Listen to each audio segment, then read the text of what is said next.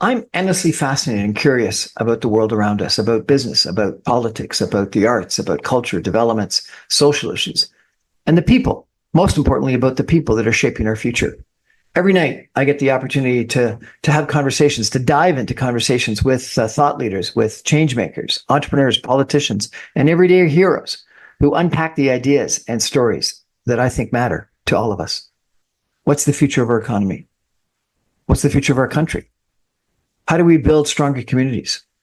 What can we learn from music, theater, sports, politics, the arts? How does policy shape our real lives? What does leadership look like, real leadership in today's environment?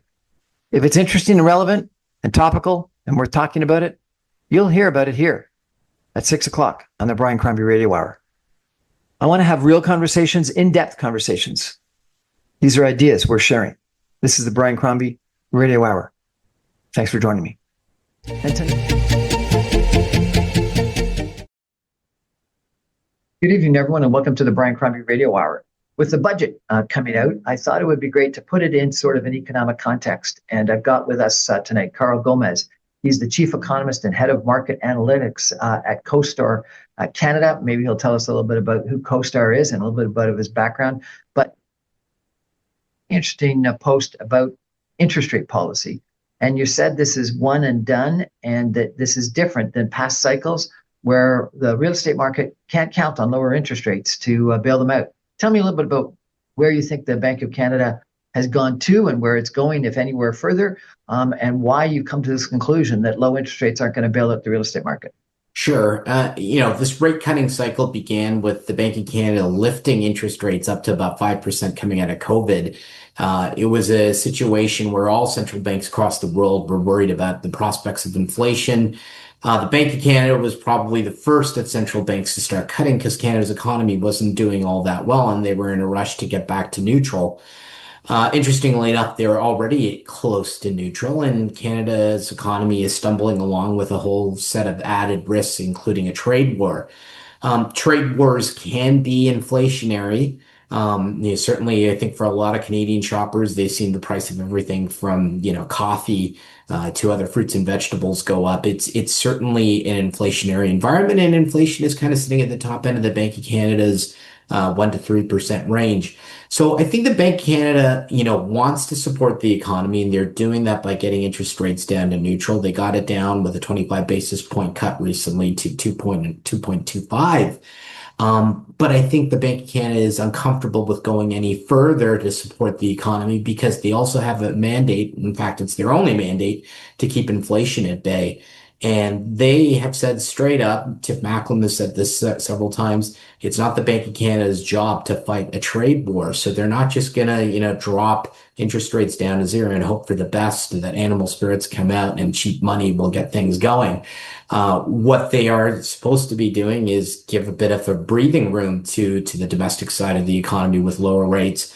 But this adjustments and the main channel to fighting this trade war will come from more structural adjustments that the federal government's going to have to make. And we already know budget is addressing that and will definitely be the main source of fighting this trade war, not monetary policy.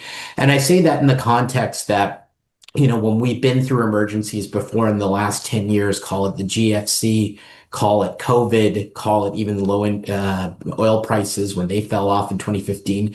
The mechanism to save the economy has been lower interest rates, and the Bank of Canada had room to do that. They could drop things down to zero because inflation was not a concern back then. Inflation, unfortunately, is back on the radar. It's not 1970s style inflation, but it's certainly higher than what we've been used to, and that is the principal reason why I don't foresee the Bank of Canada revisiting 0% interest rates anytime soon. Some people have told me that they sort of learned the lesson during COVID, that they reduced their interest rates too far and it drove inflation too high, and that they don't want to revisit that sort of inflation, that inflation mistake again.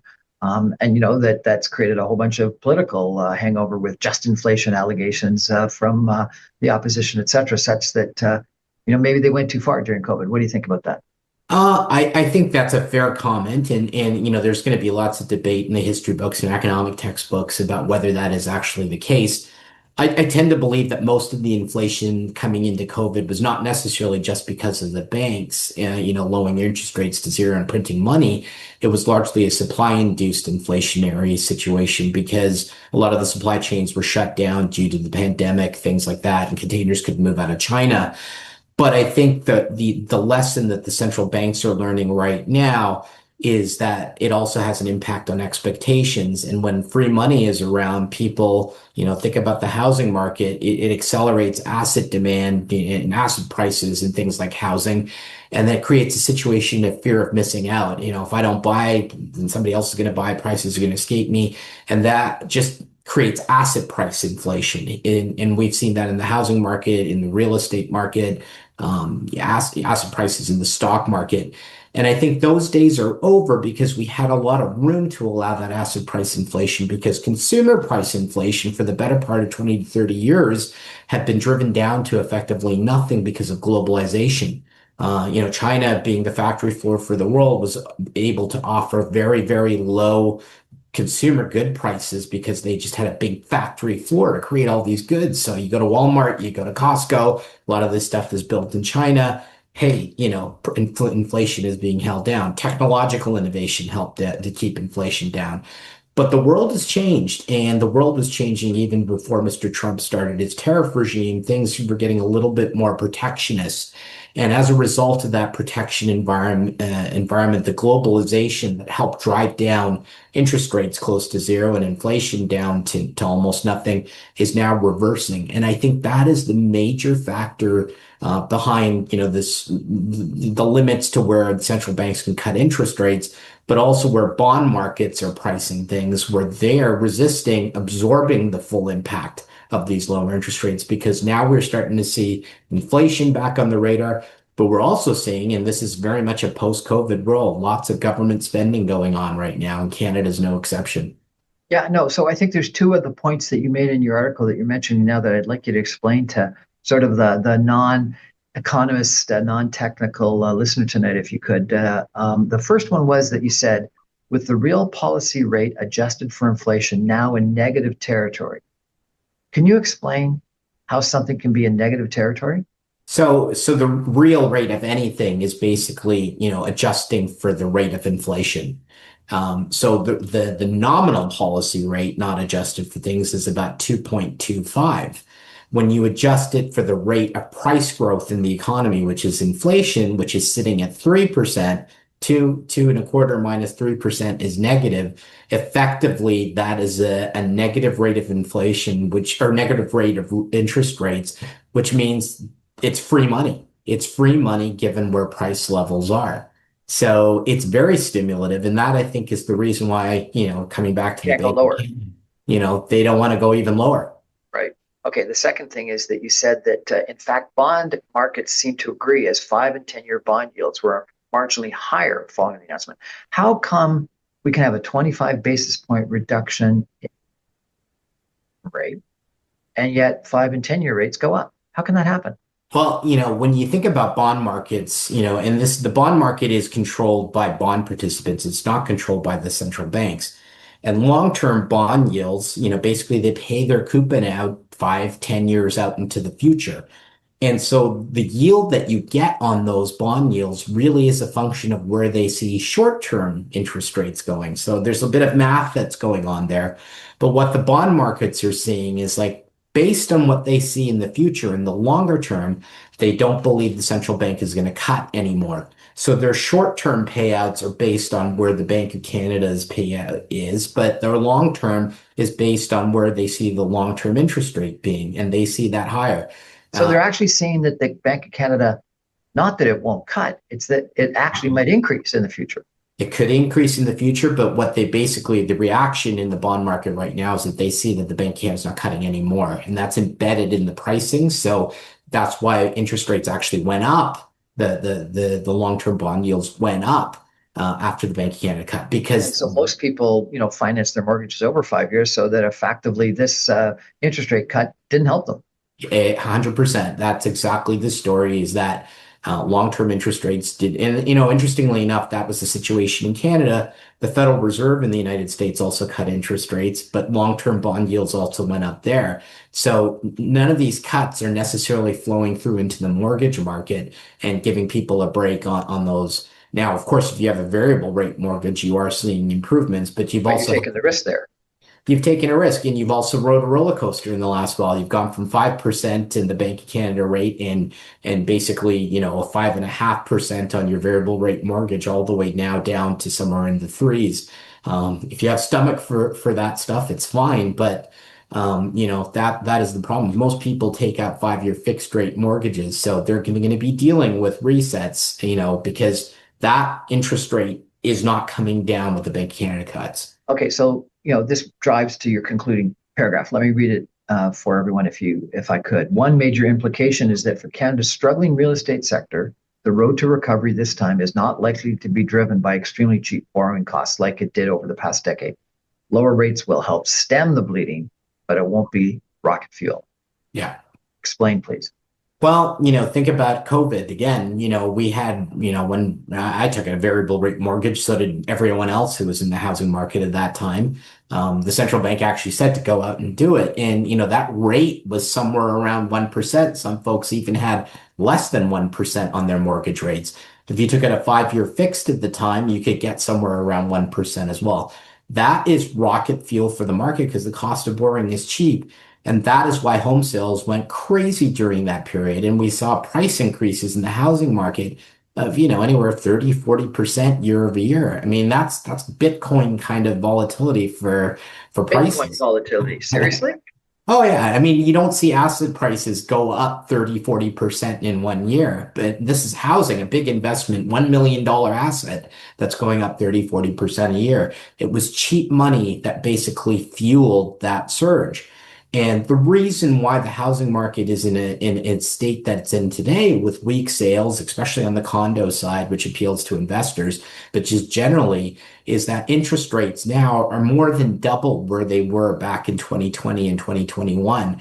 And so the cost of borrowing has gone up more than double where it used to be. And that's a material hit to people's incomes and budgets to be able to afford to buy a home. So it's not surprising that the housing market is stuck. And I think, if you talk to most folks, the biggest, way to improvement has always been if the interest rates go back to those zero levels that got those 30% increases going. But the Bank of Canada has signaled that it's not going to be there. So even a cut down to 2.25% is still expensive given where house prices have moved over the last several years.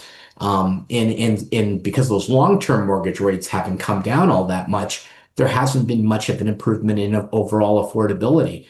And so that's why I say, these marginal cuts are going to help stem some of the bleeding that's happening for folks, especially people with variable rate mortgages, and maybe at the edges, some folks who have a little bit more room to be able to put a down payment and buy a home and absorb some of the cost of financing. But without that 0% sort of rate where there's free money, it's not going to create a situation where we see 30% house price increases anytime soon. Maybe we get 0% as opposed to declining of prices. Maybe we might see even a marginal increase, but I'm not banking on these rate cuts so far to really do much for the housing market. Carl, I'm told that 60% of all Canadian mortgages come due in the next 18 months. So those would have been people that would have financed 5 years ago, typically in 20 and 21. If 60% of the mortgages are coming due in 25 and 26, and they were at 5-year rates that were close to zero, what's going to happen? Well, there's two things that are going to happen here. One is that when you face a renewal, you're going to be faced with some sticker shock where your payments, depending on how much you are financing, could go up. And I think the average number that I've seen is close to $1,000 a month. That's quite a hit to most household budgets. Yeah, you're going to have to take that out of something. So maybe discretionary spending starts to slow. Other spending, which actually helps to support the economy, starts to slow. So that's going to be a material hit to a lot of folks. But you're still paying your mortgage. And I think most people will be able to stay in their home. as this happens. But one thing that we're starting to see in the economy right now is also job losses. And we're seeing the unemployment rate tick up from all-time lows. It's somewhere around 7.1%. It's even higher in Ontario, higher in the GTA. And we know there's a trade war and got people who are working in auto plants and stuff for losing their jobs. If you don't have a job, you can't pay the mortgage. Because right now, what a lot of banks are doing is when these resets come in, they're taking steps to help maintain your payments and keep you in the home. So maybe what they'll do is they'll, create some deferred mortgage charges, or they'll lengthen the amortization out. So, you have to pay a little bit longer well into retirement, but hey, your payments are still manageable. You don't have a job, you can't pay a mortgage. And so what we are starting to see is mortgages in arrears, which were near very, very low levels, are now starting to creep higher. So there is a bit of distress happening in the market. I wouldn't say there's going to be a wholesale sort of, banks taking over and foreclosing homes all over the place like we saw in the early 1990s. But it's happening at the margin and probably will continue into 2026.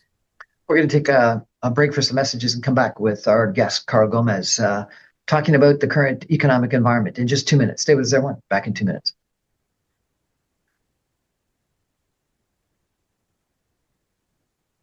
Welcome back, everyone, to the Brian Crombie Radio Hour. We're talking about the current economic environment, given that it's budget time. And I think all of us are wondering about what's going to be happening with interest rates and with our budgets and our taxes, et cetera. Our guest is Carl Gomez. He's the chief economist and head of market analytics at CoStar Canada. This man has got that kind of background you want to listen to. He's got a bachelor's in economics and a master's in economics, and he's got like an incredible amount of experience. Before CoStar, he was the senior vice president of research and strategy at Quadrille Property Group, senior vice president, chief economist at Bentall Kennedy, vice president, head of Canadian research at Bentall, senior economist at TD Bank, an economist at RBC, BC regional economist at Canadian Mortgage and Housing Corporation, investment manager at Phillips Hagen North. Like, you've done it all, haven't you? I've been around. So yeah, seen a couple cycles, which I think is important too as well at this point. So let me ask you, the next question based on another analysis that you did. You were taking a look at, what was going to be happening to the economy, and you were talking about retail sales being up by 1%, and you were saying that was good. Seriously, 1% is good? Well, it's a 1% increase off of the previous month. So, a monthly increase of that magnitude is pretty solid. Year over year, we're actually up, I think it's about close to 7%. Surprisingly, I think for most folks, retail sales activities held up quite well. I think, we were, talking earlier about the mortgage reset and the strap to Canadian budgets, household budgets. Just the general mood, the job losses and everything else in the weak housing market, you would expect that consumers, would, capitulate to some extent and stop spending. But the interesting numbers when we look at some of the retail sales is they've been surprisingly resilient. And in the second quarter of this year, while most of the economy was tanking, consumers were still doing the heavy lifting. So yeah, very surprised that the consumer is still in the game. And they've been able to support the economy. My only concern, going forward is how much of that is going to be able to be sustained in this environment. And without the consumer holding up the rest of the economy, the economic growth looks, pretty weak going forward. You also posted about the industrial property market, and you're optimistic there. Well, here's the interesting thing. When you think about industrial properties, most people seem to think about a manufacturer. And yeah, absolutely, manufacturing has taken it on the chin. Most of what we manufacture in Canada, particularly in steel, auto-related sort of stuff, aluminum, gets exported out to the United States, and that's where the center ice for tariffs is. So in those type of industrial buildings, we've seen some weakness. But the vast majority of industrial buildings, you drive up to Brampton, Mississauga, around the airport, are big industrial warehouses. And these warehouses, think of an Amazon facility, are full of consumer goods. And consumer goods in Canada are primarily imported from the United States and other countries. We get most of those goods coming from elsewhere. And what's interesting, as I mentioned, consumers are still spending. So if they're still spending, there's still demand for those warehouses because those goods still keep coming in. The other side of the equation is that, do we think imports are going to slow down, and do we think, the tariff war is going to hit those imports? Well, Mark Carney did an interesting thing. He decided not to place reciprocal tariffs on a lot of U.S. goods. So we're not putting taxes and tariffs on imports in the U.S. And that, by definition, is saving our consumer because we're not paying more for those goods. So we're still bringing But them he's in. harming our businesses, isn't he? Because he's not going to create that sort of onshoring kind of attitude that the United States is trying to create. Well, I don't think, here's the thing. In the reality, when you look at trade wars, Canada's a small player. We can't go toe to toe with our largest market, the United States. So, putting in, tariffs on imports that the Canada, US brings in, yeah, Canadians may not buy that stuff, but America's market is so much bigger, they'll consume their own imports. They can still send it elsewhere. So all we're doing is shooting ourselves in the foot by doing that. The best thing the government can possibly do is diversify, where our trade is going to go, because that's the biggest problem is all the stuff that we're making. If the US is taxing us on that and that's flowing through on businesses, we need to find other customers for our stuff. And that's the important channel that I think this budget addresses, where policy is looking at.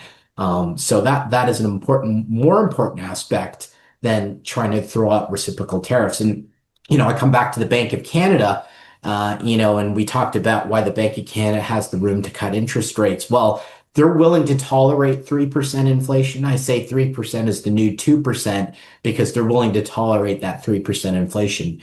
We put tariffs on US imports, then you, me, everybody else who imports goods from the United States are going to end up paying for that because the price is going to get pushed through to Yeah, but then you get the premier that just takes American wine completely out of the LCBO. So that's yeah. Well, we can that's not substitute. inflationary. That's complete Yeah. restriction. That's a complete restriction. Fortunately, it's not, well, for some people it's a necessity. But you can actually, I love California wine, but you can substitute for Canadian wine instead. I'm hoping the premier actually opens up LCBOs to bring in BC wines. And that's, if we talk about policy, maybe that's something that we should be doing is bringing down provincial trade barriers to support Canada in that way. Fine to shut down US imports on things and stuff like But make that. sure we can get it from somewhere else. Okay, Exactly. and so then I was interested because you also reported again on unemployment. You just talked about that, but that the unemployment rate ticked up to 7.1%. But then you said it's not just the trade-dependent manufacturing sectors and warehousing sectors that are being hit. You said that it's tech jobs and office jobs, and therefore you're worried about the office market. And you ended up by saying the tariff situation isn't just about the fate of Canada's trade-dependent industries; it's about the entire economy, including the office sector. Why? Yeah. So here's an interesting, situation right now is businesses, when you look at the capacity for businesses to invest in capital, equipment, and even labor, they're not doing it. And they pull back on investment on a lot of that stuff. This is troubling for the Canadian economy because we need businesses to invest to drive our productivity growth. We put the brakes on population growth to grow our economy. Population growth has been a tax on our infrastructure, and our infrastructure has been struggling to come back. But the way to long-term prosperity and sustained growth is through productivity. And the way to build your productivity is through investment in capital, equipment, and labor, and software and technology. And businesses haven't been doing that in Canada for a long period of time. Now, because of the uncertainty during this trade war, if you're a business, you don't know how to plan for the future, you're going to sit on your hands. You're not going to invest. You're a little bit worried about that. And if that's not just about capital, it's also about labor. So many businesses across the board, because of the heightened uncertainty that, generally speaking, this tariff war has created, has caused them to pull back. And so as a result, we are seeing job losses now starting to creep through into other parts of the economy. Creep through. You got $66,000, 66,000 jobs lost in August, 41,000 lost in July. That's not creep through. That's significant, isn't it? Yeah, that's a big loss. To be fair, the service side of the economy, the domestic oriented sort of sectors are holding up, but they're not holding up great. So we did get in one month a job loss in that particular sector, but all the other sectors in, finance, insurance, real estate, a few others that are on the service side have been holding up reasonably well. But then we hear the news, just recently TD Bank said they're cutting some jobs. Scotiabank is cutting jobs. Uh, a lot of this is related to the uncertainty in the economy, and also consolidation and tightening up your boat to go into what is effectively a storm. And so it is now starting to bleed through to other sides of the economy. The question is, how deep does that go? Right now, it's not that bad. The fear is that as long as we keep kicking the can down the road, not getting a resolution to the trade war, not having, any sort of material plan to improve economic growth, businesses are going to continue to start, putting their tail between their legs and pulling back. So that's the concern right now. The hope is that there is some sort of light at the end of the tunnel for everything, and we get that growth engine back. And of course, the animal spirits to invest, to, commit to hiring people and getting things going again. Carl, I think you just said battening down the hatches before we get into a storm. Are we in a recession now? Are things going to get worse? So yeah, I'll put my economist hat on and say the technical definition for a recession is 2 consecutive quarters of negative growth. We got negative growth in Q2. It was very weak. We haven't got the final numbers on Q3, but we're seeing just marginally positive growth. And I mentioned about the consumer keeping in the game. So they've managed to hold up the economy. So we've got like just over 0% growth. So from a technical standpoint, we aren't in a recession. But if it walks like a duck and talks like a duck and it feels like a duck, then it is a duck. And so I say, it is basically effectively a recession. It feels like a recession because the mood is weak, growth is weak. And hey, we might not see negative growth all the way through. We've got the government now kicking in a lot of spending to help support the economy. But the point is that we're not going to see a lot of growth. So, my industry focuses on GDP growth. We were capable of growing 2.5% per year. We might not get much more than 1% of growth a year for the next few years. And that has big ramifications across the board, including the ability for government to raise revenues to do all the spending. So, that's the question is we might not be in a deep recession, but we may be just crawling along it with very weak growth for the next while. Not too positive. It's not positive, and you talk this way, and a lot of people want to feel like they slipped their wrists. There's a lot of unknowns in this situation, but I think there's the opportunity here too, because Canada's always been, most of our economy has been integrated to the United States. 70 to 80% of what we do goes to the United States. The opportunity now is to seize the moment and look at opportunities to grow our productivity, to diversify our trading partners, to help create industries that we haven't done. One of the things about the US president is he's pushed on the fact that Canada hasn't contributed to defense spending. That's very true. We don't do it. We rely on the United States. So we're going to have to increase our spending fairly dramatically in that regard. Yeah. The deficit projections are astronomical Yeah. relative to the sort of the past a little while, and we thought the past little while was high. So give us some advice. Lots of people say when you go into a recession, you commented about battening down the hatches or tightening up. So people tend to shed some employees. From a personal standpoint, some people like to, get some cash under the mattress, and so they raise under the credit lines and other things to make sure they're in cash. They may cancel a vacation. They may trim their expenses. What advice are you giving both companies and people in regards to how you get ready for a potentially worsening economic time period? Well, I think, that's exactly it. I mean, you have to tighten up things, not be as freewheeling and free spending. You have to have a shore of cash behind you. So I think that's an important part from a defensive standpoint. It's hard to be, it's blocking and tackling when you go into a downturn as opposed to turning on the offense. But you also have to gear up for, what the world is going to look like in the next several years. And, one of the things is, I mentioned about non-investment, in Canada. And unfortunately, it's a very true reality that we aren't embracing some of the bigger long-term trends that are going to drive growth. And I bring that up when I think about the United States. United States growth would be actually, basically like ours, but it's been actually holding up relatively well. but it would have been like ours had there not been investments in AI technology. Most of what's driving the US economy right now is in AI development, chips and the services that come along with it. There's long-term positive growth prospects. I mean, we could talk a long time about AI and some of the bubbles that might be growing there and things like that, but we know that's going to be underpinning, strong economic growth. So I come back to Canada, the skill sets needed to develop new technologies, the skill sets needed to drive innovation and investment. That's how we should be retooling our economy. And consumers should be looking at, we are a very educated workforce, but concentrating on using those tools to develop more of this stuff so that we're prepared for the 21st century economy. And it's not just, in AI, it's also in the stuff that we're already doing. I mean, we had a very, very productive energy sector that unfortunately, due to the policies that came out of the, federal government over the last 10 years, killed it.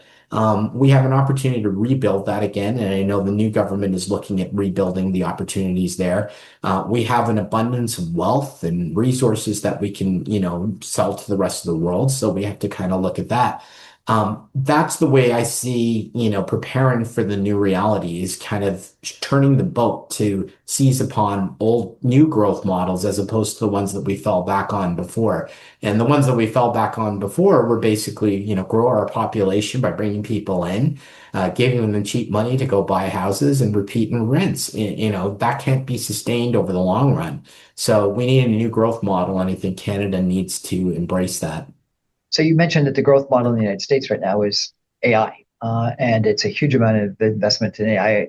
I've heard statistics of what percentage of the stock market is, or the stock market growth is relative to what is it, five or six different companies, and how much investment, business investment, is being done in AI. But it doesn't seem to exist in Canada. How come?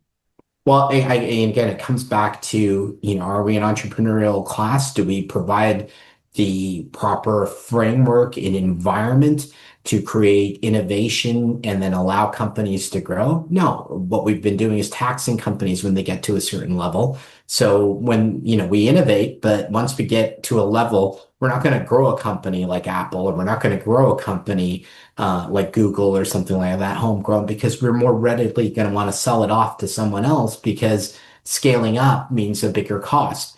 And so we have to kind of develop that mindset and that push to want to grow big companies and innovators that sustain that growth here in Canada. And unfortunately, the policy environment has not been that way. And Alberta's trying right now. I mean, they've tried to diversify their economy in that direction. But I think red tape, bureaucracy, high taxation, killing innovation, through the tax regime is something that really needs overhaul in Canada. And that's something that we need to do to spur investment and innovation and productivity growth. We certainly have the labor force and the educational background to do it. It's just that the policy environment here has not favored it. We just seem to be missing out on one of the biggest trends that may be a bubble, but it's got to be one of the biggest investment trends ever. And it's certainly something that a lot of people say is going to be as critically important as the development of the internet, or in fact, the Industrial Revolution. We're chatting with Carl Gomez of CoStar today, a senior economist. We're going to take a break for some messages and come back with some other questions that I got for him on the real estate market, because that's what I think he focuses on more than anything else. Stay with us, everyone. Back in 2 minutes.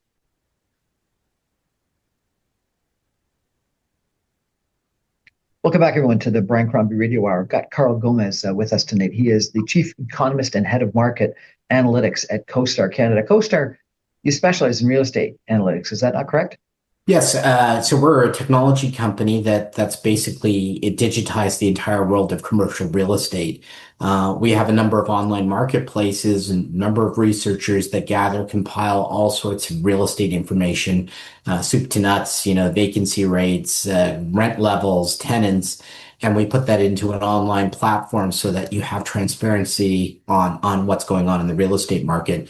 Founded in the US and been around in the US for years, expanded to Canada and now Europe. And there's a whole host of platforms that we are expanding into the real estate world to make things more transparent with technology. So that's really, we say we're a technology company, but specifically in the real estate space.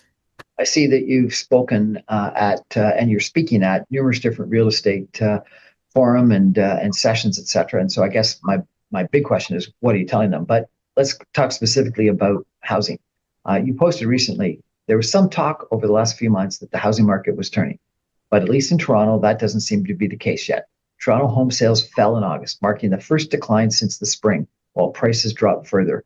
As the chart shows, a bottom line has yet to be reached. A bottom has yet to be reached for demand and supply conditions. It's still very much a buyer's market, which means home prices could continue to unwind for a while longer. And what you include is a chart that compares the sales to active listing ratio, and it's almost a perfect fit with the median residential house prices. And what you show is that the sales to active listing ratio is 0.25, so that there's 4 times as many listings as there are sales. And that's the lowest that you've got in your whole chart that goes back 20 years, the lowest in 20 years. And you've got the track of real estate prices coming down. So I got to ask you, what do you say at all these real estate conferences that you go to? What optimism can you give them while your charts look like we're heading into a crash? Well, to me, the biggest deterrent to housing affordability is where home prices have gone. And home prices now, are so many times larger than the average income for folks. And, we have the housing minister who's saying, yeah, the best way to correct affordability is for prices to come down. Well, we're starting to see that. And I think, as much as people want to hope prices go up forever, the cure for high prices is high prices. It actually has to adjust. And so I think there's an opportunity here to improve affordability as these prices come down. Look, we've been in this cycle before. In 1989, early 1990s, house prices peaked in Toronto. They were out of the reach of most people. And then, markets corrected. Interest rates went up and immigration slowed down. We had a condo bubble that burst. And it took 10 years, to get back up to that peak. But in that 10-year period, we also grew our incomes, grew our economy, got rid of a lot of debt. And so the market was much more balanced. And I think that's where we are right now is we need to restore a balance in the market. A lot of times we talk about building affordably, but since the condo market has really effectively crashed, and when I say, prices have adjusted, they are really mostly adjusting in the condo market because that's where most of the excess supply is and where the investors have really bailed. And it's also where the first time home buyers kind of go into the market. So, with that condo market adjusting, what we finally started to see is that the price of land, which is the biggest cost input into these prices, come down. So, there's an opportunity here going forward that we can start to build a lot more affordably and build the right product for people going forward. Because quite honestly, in the last 20 years, what we've been building in Canada, and it's a bit of a misnomer to say that, we haven't been building because we've been building at record levels. And so there isn't really, when people say, we have to kick up our building, well, we're already at 100% capacity building. We've just been building the wrong product. We've been building small shoebox condos for investors. And a lot of that overhang of supply is going to sit in our market for the next 6 to 9 years as it gets absorbed. But now we have the opportunity to start really thinking critically about the right product to build. And what we know is What do that, you think that right product is? well, here's the thing. Most folks who are owner users of housing are people who are eventually going to have families, kids. They want to live in their home and consume it as a home. But a shoebox condo is not conducive to that. So we need to start addressing that missing middle and start building more family style housing. Maybe that includes townhouses, ground oriented stuff, larger suites. But developers have not been able to do it because the cost of land has been pushed high by speculative investors And who are because just. construction pricing is high. Well, construction pricing is high, but it's actually coming down right now. Those hard and soft costs for construction pricing are actually starting to adjust. They were a big problem kind of coming out of COVID, but they're starting to soften along with the construction market in general. But the biggest cost input in the development side, if you talk to developers, is the regulatory costs, the development cost charges which shot up with, when municipalities realized that this is a cash cow, they shot up the development cost charges quite a bit. Now that the market is softening and resale prices are softening, the developers or the municipalities haven't pulled back on those development costs. So that is the number one inhibitor right now, is those kind of costs to development. The other secondary factors is the cost of capital. The interest rates to develop are also very high. We've also had some constraints around lending and insured lending by CMHC and a few others. So those to me are the real cost inhibitors right now. The construction costs, they're kind of easing. The land costs are coming down as well. Although we haven't seen a lot of transactions in that market because of the oversupply that we have in the market right now. Nobody's wanting to future build just yet. And I've been told that while land pricing has come down for properties that have sold, a lot of people, a lot of vendors just aren't willing to lower their prices, and so therefore just aren't selling the land. Well, yeah, and then I think there's the other thing is that they're on the hook, so they need to recoup their capital back, so they're not willing to drop that price, which is why we've seen a standstill in the market to the extent that a lot of folks aren't building anymore, except the people who have had their land have good capital behind it. So I think there's a disequilibrium here, but those land prices will eventually adjust as the supply starts to clear, and that's the way markets generally work. The concern to me is just again those municipal bureaucratic charges that need to kind of adjust with the times, and they're not, because the cash cow has been very strong for these municipalities, and we all know municipalities are cash strapped, so they continue to kind of look at that. I think that's where the adjustment has to be. The other interesting issue is, I was talking about larger units and bigger buildings and things like that for families. While there is no shortage of small units and small stuff, there is a huge shortage of that. And one of the reasons why is because we haven't been building single family housing. If you look at the long-term discussion of single family housing in the GTA, but also in places like Vancouver, construction starts of that kind of product have been in a long-term secular decline since the 1990s. Why? Well, what have we done? We've basically institutionalized away and basically, for policy reasons, created a scarce good out of that. We don't want to open up land, green land, for development of that stuff. Canada's a big country. There's a lot of green space and open space to develop, but the municipalities and the land planners don't want sprawl. They don't want those single family homes there. So as a result, the existing single family homes, particularly the ones in the city where land is really constrained, continue to see very strong pricing. And I don't expect those single family home prices to come down much. The other factor has to do with demographics, because when you think about who owns most single family homes right now, whether you're talking Canada or even the United States, the people that, when they were building that stuff in the 70s and 80s and booming it even through the 90s, the main buyer of those were baby boomers. And the baby boomers bought those at very low prices, and they've seen that go up. They don't have a lot of debt. They have a lot of equity, and they're not willing to walk away, leaving that equity behind. So they're going to hold on to that for themselves. Maybe they'll hold on for their kids to give them a down payment or a head start. But that's where the seizure in the market is happening. And so one of the big themes I keep talking about is there is also increasing wealth divide that's happening as a result of housing.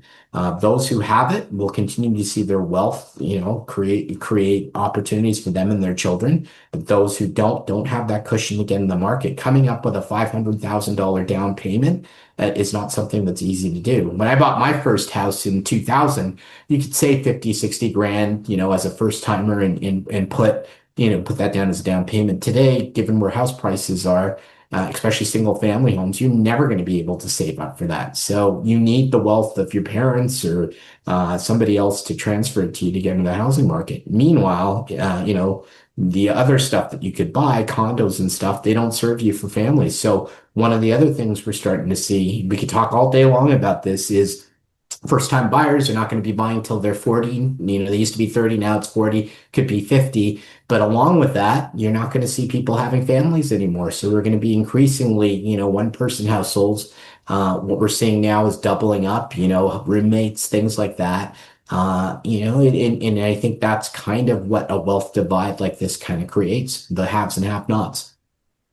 It's not a terribly pretty picture. So let's go through sector by sector just for a second to see what your prediction is, if I could. So single family homes, I guess what you're saying is that because we haven't been building that much, you're not going to have too much supply. You've still got demand. And so therefore what? You don't think prices are going to come down much? If anybody, if you get the average $2 million single family home in a suburb in the GTA, if you think that's going to be $400,000 anytime soon, good luck.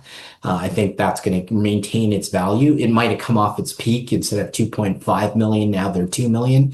Yeah, that's pretty much where you're gonna see it. I don't see those prices coming down, both because of demographics on the demand side, but also on the supply side, where we're just not building that stuff anymore. So they're not going to come down, but they're probably also not going to appreciate. I think long run they will appreciate, maybe appreciate by the rate of inflation or a little bit more, 2 to 5%. But nothing And like what we've seen over the course of the last 5 years. yeah, and that's what we've seen over the course of 5 years. You dial that back, before the boom run that we've seen since 2008. That's the average rate of growth for single family homes, 2 to 5%. So, if expecting more out of your house than that is more, I think, speculation than anything else. 2 to 5% growth is good growth. Condos are down. I understand that this year is actually going to be more deliveries of condos than previous years, even though the previous years have been astronomical. So what's going to happen to condo pricing? I think condo prices have a lot more room to fall. So if you think of the Toronto, we were seeing pricing, $2,000 a square foot higher. Back in the early days, the average condo price was 400, $500 a square foot. So our pricing is out of whack completely. And as a result, at this point, because the speculation is done primarily by a lot of users and stuff, and the demand isn't there, we have a saturation of excess supply. There's a whole swag of condos waiting to come be delivered to the market. Little demand. I would say there's about 6 to 9 years of supply based on current demand trends. So in order to move that supply, everything sells at the right price. I think those prices will continue to correct so that, prices make sense again. So I've heard that lots of developers are building purposeful rentals. The problem is that all these condos are sort of creating a drag on the potential for rent increases, even though they're a different kind of a market segment. People can rent a condo that someone owns, or they can rent a apartment in a rental building. And rental prices are up into rent rates. Yeah, and it's kind of interesting because for the longest of time we haven't been building purpose-built rental apartments. I mean, we haven't. It's 1970s was the last time we saw a big boom in building that, and then it dried up. And part of the reason why it dried up was, rent controls, limited the rate of rent growth, and so developers, they're profit, incentivized and look at markets. They built condos instead. And there was a huge demand for condos by investors, but they bought these condos to flip them later on. The price appreciation kept going up. It's almost like a little bit of a money pyramid or a Ponzi scheme. And so that's where all the development was going. But they actually helped to soak up some of that rental demand because they were shadow rentals as well. They got to be rented. The problem is now that whole game is flipped on its face. Now people don't want to buy condos anymore, and the guys that are still holding the bag are trying to rent them. At the same time, the developers have switched to actually building purpose-built apartments now because the rents have moved up. They see an opportunity because there was so much pent-up demand for rental supply. But the problem is now we have too much supply of this stuff. Apartment rentals, because the condos aren't selling, a lot of them have been converted to purpose-built rentals. We have the highest level of building in 50 years in purpose-built rentals. And here's the problem. While that's good that the supply is coming on, some of the supply in the purpose-built side is dealing with the overpricing that we dealt with on the ownership side because the land prices were so high, because all the inputs were so high on the way up. Developers have had to price these new rental units at levels that people can't afford. Call it $4, $5 a square foot on the average household income of $60,000 to $70,000 a year. When these new rental units get delivered, people can't afford them. And so there's actually a vacancy rate of close to 10% on new units. On old units, we still have a 2% vacancy rate, but on the new stuff, we have 10%. So that is a big reason why rents are now starting to have to adjust. And this is why I call 10% vacancy rate on new units. They can't make money. exactly. So Yeah. distress. Yeah. Yeah. Well, a lot of the developers are actually, institutional investors. They have deep pockets with a lot of equity cushion, so they can ride this out. But a lot of them have built, the pro formas on building this stuff with high rents that also see, rent growth over the future. And it is really predicated on the fact that there's a lot of pent up potential demand for rental in Canada. And there absolutely is. But the problem is it needs to be affordable. And I'm not saying, affordable housing or that social housing. I'm talking about affordable for mom and everyday people, your regular average working class person. And these rents aren't. So here's what's happening. In the market right now, if you have a two-bedroom unit, instead of one family living in that two-bedroom unit, you have two families living in that unit, and they share the kitchens, they share the bathrooms, and they share the bedrooms. So there's a lot of doubling up that's going on. Well, and to make matters worse, you referenced in one of your posts that youth unemployment is up, what, 17, 18%, and Yeah. that that's going to impact rental because those are the people that are typically renting. It already has, and that's why we're seeing, when the vacancy rates, most of the studio apartments, the one bedrooms, that's where there's a lot of vacancy. It caters to some of these new households that, you get your first job, you move out of mom and dad's house and you go rent something.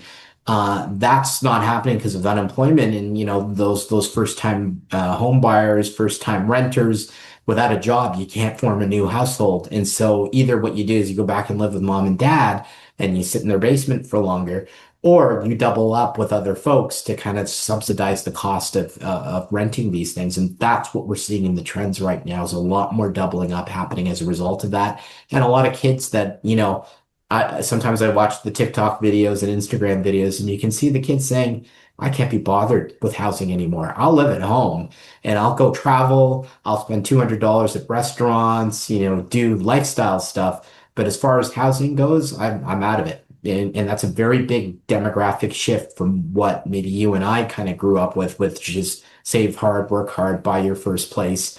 And kind of go full circle with the retail numbers. I think a part of what's driving the retail numbers is if you're not going to use those big down payments in your savings to buy a big asset like a home, maybe you're just going to spend it on other stuff. So we may be on the verge of a bit of a shift here as to how, young people and how our future generations look at housing. Spend the money buying way overpriced Blue Jays tickets. Carl Gomez, thanks so much for joining us tonight. I really appreciate it. This has been a really good, comprehensive conversation of the real estate market. Sounds to me like you're not optimistic that interest rates are going to help us out of this current real estate malaise, if not crash that we're in. I don't think you don't think that it's a crash for single family. You think that it's just stabilization for single family, but you do think that there's further declines to come, both in condos as well as rent rates for people, which is actually good for people that need to buy and or rent, but terrible for developers and for people that have got ownership in current condos or current houses.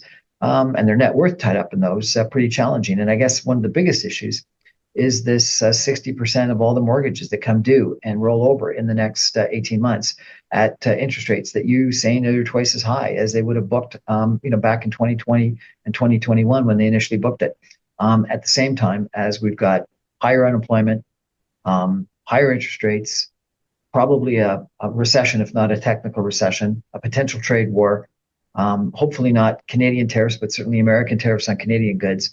And we haven't even talked about the geopolitical situation, so we'll leave that for another day. Carl Gomez, thanks so much for joining us. I really appreciate it.